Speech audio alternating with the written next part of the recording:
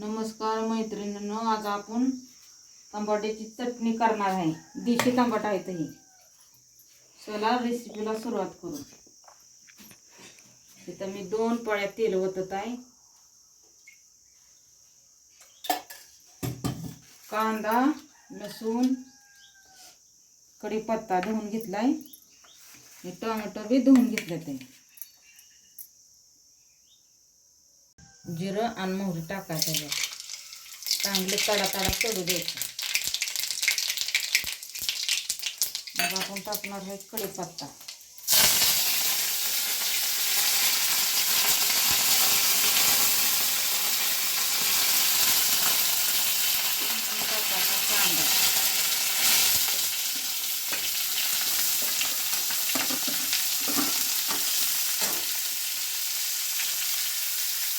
कांदा, कांदा लालसर भाजून घ्यायचा। त्यामध्ये टोमॅटो टाकायचं नव्हतं। मग काय होतं, कांदा तसाच कच्चा राहतो, टोमॅटो नुसतं भाजून लालसर पणाईसर आपण भाजायचं। त्याच्यात टाकायचं मीठ मला चमच्याने अंदाज येत नाही, मला हाताने येते। तुमच्या अंदाजाने तुम्ही टाकू शकता, कारण की टोमॅटोला जास्त मीठ, कारण की कांदा जास्त असतो ना त्याच्यामुळे। आणि टोमॅटो आहे तर त्याने आंबट होते आणि त्याची ग्रेव्ही लई भारी होती, जास्त घट्ट होती ग्रेव्ही। आता हे कांदा लालसर झाला, टाकायचं लसूण, कारण की लसूण वरूनच टाकते, चिचून टाकत नाही। कारण की कांद्यासोबत टाकलं का नाही की मग लसूण खराब होईल, भाजत नाही जास्त। मग असं टाकलं का नाही बरोबर बसतो। आता आपण ह्याला टाकायचं हळद। एक बारका चमचा हळदीचा घेतला, तुमच्या अंदाजाने घेऊ शकता। जास्त करून हळद टाकायचं, थोडीशी टाकतो। ह्याच्यात टाकायचं टोमॅटो।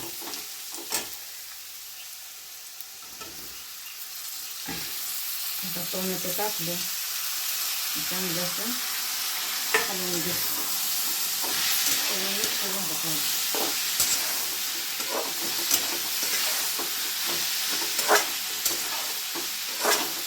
झालं थोडं आपण ताट घालायचं, गॅस कमी करायचा, ताट घालायचं। हे असं सगळं मिक्स करून घ्यायचं। मिक्स झाल्यानंतर आपण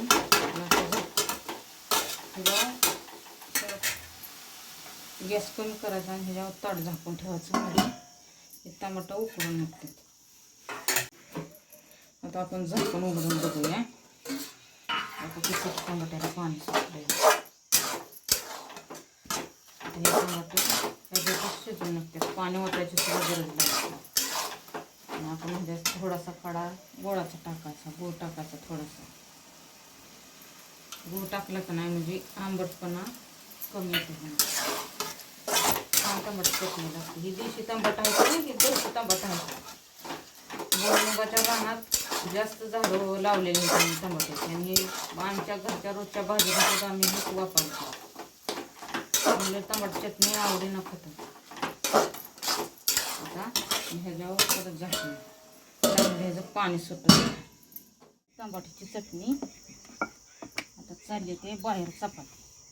आता गॅस काय भेटत नाही, त्याच्यामुळं जेव करायच्या चपात्या आणि गॅसवर करायचं नुसतं भाजी। टमाट्याची चटणी आणि चपाती। बघा आमच्या चुलीवल्या बघा चपाती।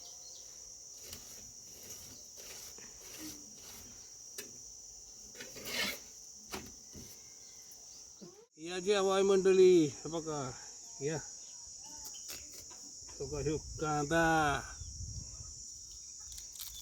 बघा ह्यो कांदा, ही देशी टमाट्याची चटणी इतकी सुपर खाय आहे बघा।